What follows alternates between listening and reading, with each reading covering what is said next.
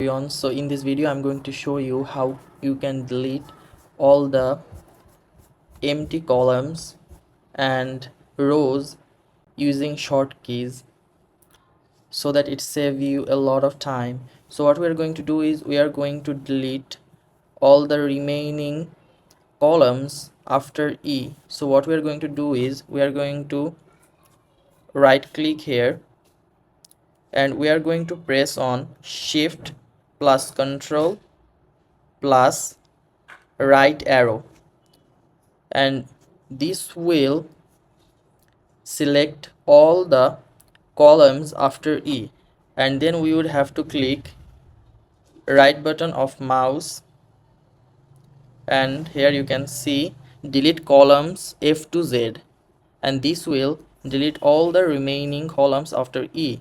Now what we are going to do is we are going to delete all the rows after 10.